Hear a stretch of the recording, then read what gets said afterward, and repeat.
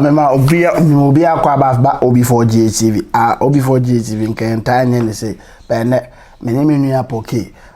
etia ye ba be discuss issue concerning Kuwait enema edi omunya kakra no ye ba behwe nya hwe no pomasibre me nua mo akwa ba obi for GTV ya me nua me je so na pome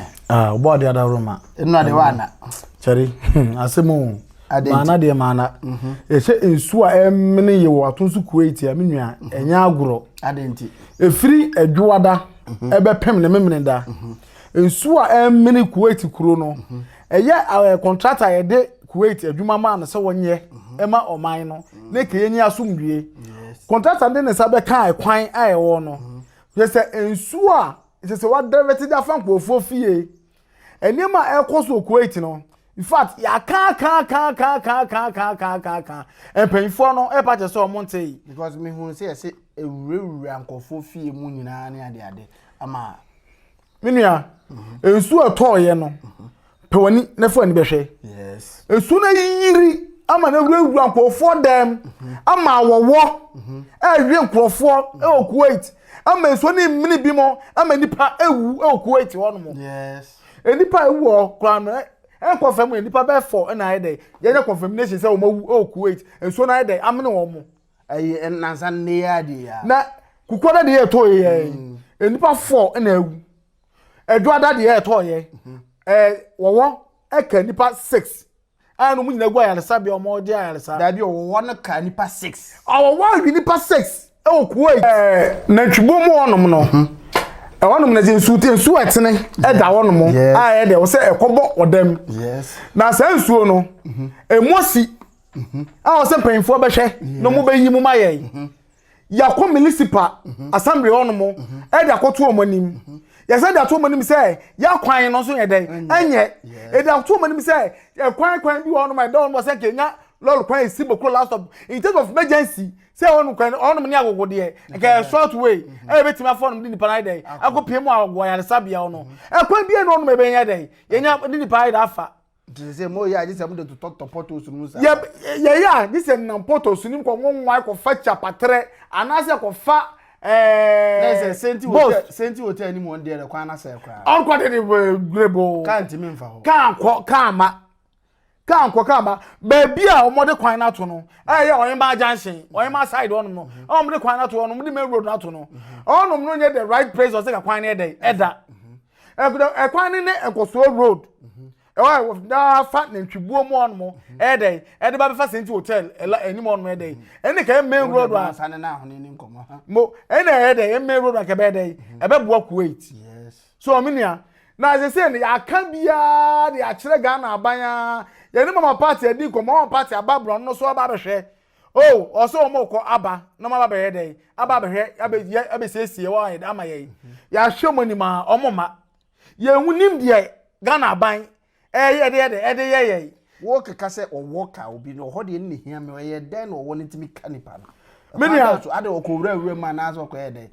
onum no ne twibom onum no as a forest kakra ye dey wo onum manfo dua bode ne samsa ne ma no e na onu da wo guo chimbini premre ne na se fo mu guo pa because na onu si tie no onu ye nwura mpa kusu nwura fuo ye pa e to onu kra ne say no I think say 2008 or 9 no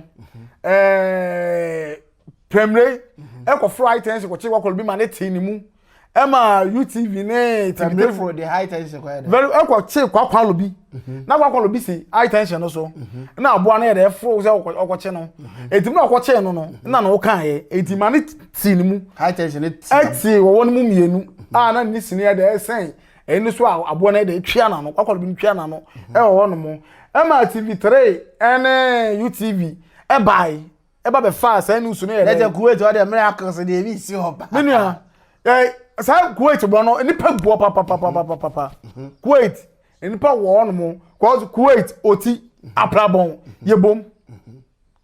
on mo so yes and now the back Kumasi back to the question ye den wo ne ka ma me no okay say na so ne dey esi toye no esi yiri ko den mo ne ade no na say so ne pia wo wonde be wura ade mo na very good so ne pia wo no de mo ba ewura fiefie mu etu wonam so mu na akwa akoyin krofo no unwo mo so na mu omo da ase e to mo ase kabo yaka o nti ede no hu so wa aka no de me no hu so wa aka no sa aboa no oka wa wonan eyo titiriti nyunu so on etibasa no boso nan ye de so ye onyene eyo onyene sa etibasa no opie no oye no se da bi o wa ye de aka no apa so di ko hospital na aboa na ye de aka no so on eti onu me pressure ese nyankopon na do no class wangu minia because ka furu ko so ko na de boy no say e ba sa no onya ahoma bi a say what you call it, it's a last take you said there e de to na ni miya na 90 na etime froma so on mo ka mu nyina no mu miya nti e bi ka bi sa e bi ka e bi nan to mu nyina chekere a na e dey na owu adwuma mu pa na mpo mu fa mu sa no because samoto wona owo timi to amode na say oman no empanifo yesere mu Kuwait or ya mahama so on several occasions Mr. Mummy something about it because it's too much. Yeah, oh yes, so ECG Emma and Canadian nyina ko off Emma mohonu nyina so na munya light ni bi na how so some nikusi say Kuwait so munya problem ni bi say ana me nua me na me dem wo light kakra wo okay all the same no light no say na esinya report no every iban ni say light no almost say machine asay and so you ko we mu e ko hwe mu na nya machine aye dey asay na enkofo bi na hage system no unit networking no o ma hake no yetim ye dey eti na mama fo bebre ni light ba ebi ni bi wo light enkofo mu ye cold stores ni ade tonton yi in fact na ha adwene and they send you information from one hospital Kasia pa no you can say mortuary no almost face the same of problem na bi e ma say funu a na egu fridge mu no na pampan sha say dey ba eti na ka say mo shina kanya memenda o ma say light ni bi ai dey aba o mutimi anya light ye dey e dey akọ ha adwene o ma mu pa Kuwait for master me mama seriously because the last time you before GTV you coverage ho you call you say gata na o maye no ho no gata na nkasa kra na nsuo ne mfam na machire na ese bu pole your friends wall pillar no eyi no maye abu mesremo time contractor amade be man no se scanning so ya mama na start adwuma because when you a waste of public fund you sika na yese no because sika amade ye gata ni nyina na nsuo na sa atwi ni nyina to agu no ye wie na ye ne atemamfo ne asa abeje tax asa abeje sika menu amamemlem wo sa eye gata no ya mo ye no amamemlem wo no kakra eye contractor amade sa adwuma no ma no se wonye gata no in fact ye won mo emno mo ye adwuma na nyina ejejo na ye hede ye hwe wo mo because na kro man bi as e pesa me dey omudo mu wura adwuma no ko munya bi na emutimi de cement one bag e de fla abo no etwa nua baako na omo de ye dey omo de igu na cement nko ade ani instead also ko omo de cement be 3 or 4 bags e de fla abo ne anua no omo de one bag say and the fla omu wi ano mo de dey omo de agu box nim so e say abaya dey anwode ai dey anwode nim ti sa no awia no bo na kakra bi nsuo fa so na ebu awia no bo no kakra bi a nsuo no to ya na ebubu ko e kokore say bi o mo so ma gata se kokore gata so ma ye wo ni nyina bu ma say nsuo to a esuo na emim nipa e Kuwait esuo to a enkofo dem up to now ebi mu da wo hwe mu dem nsuo na say si am no ka say nyina enkofo hwe mu dem nsuo si am no ka say esuo awura enkofo dem enkofo valand dem esuo ese enkofo bola edi munya Kuwait Kuwait ye eman brono bi a bola na edi munya ene nsuo no se nsuo ha omo bola ha omo mo lighting system so kra de konkon menua amani aye hu no kromo no edoso because oba no me say maybe ka say former president of your free muko okon o ka say Kuwait for the Kamko hospital kwa nam se dia e kuro mu se dia cent ne ma bi ham wo ho no ndika bu kra de muko hospital ngen fa ma mu free menua me da spa o sa question ya wayi di aba no eye ye man panyin dada John Ajekunkufor e bai Everybody say Kuwait and nam ball na yegu onom no in fact ma yenya problem eti ya hospital me an dey me an ye iska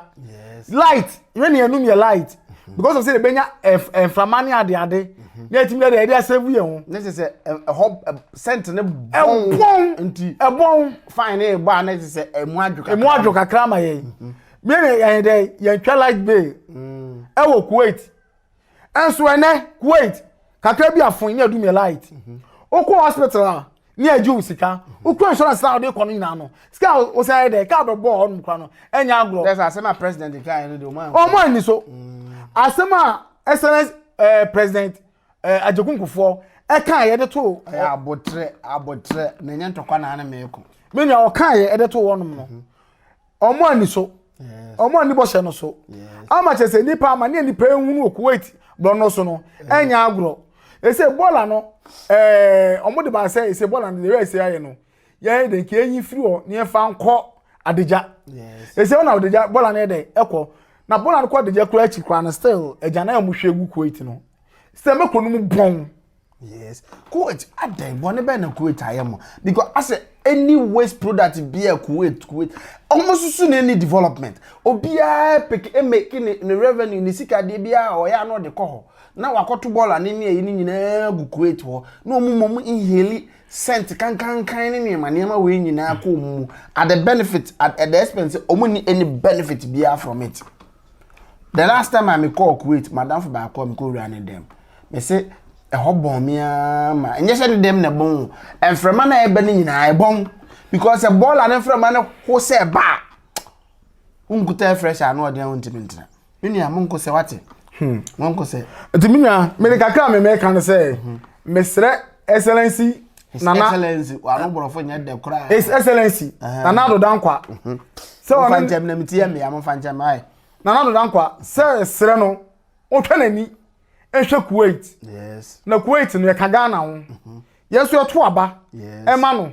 ena mani nyaaye ye sre na se mani twa nani eyi enfa na tikọ ma ye no yin nani mfiri ye so otwi nya kura mani ntwa nani enfa na tikọ hwe mani ntwa nani hwe ye o de mi nko o man na ti na chi nya de e ma ye o na chi ma ye